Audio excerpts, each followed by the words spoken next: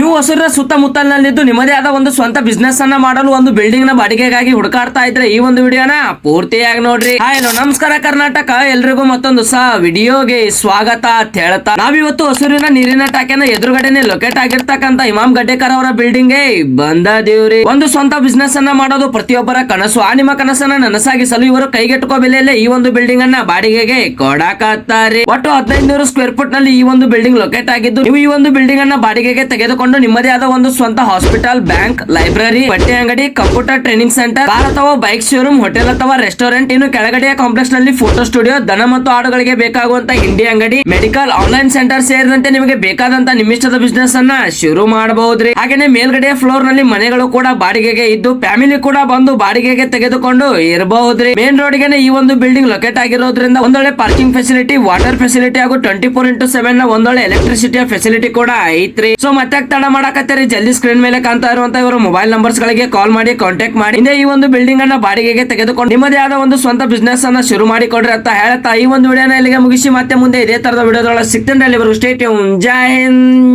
Jai Karnataka.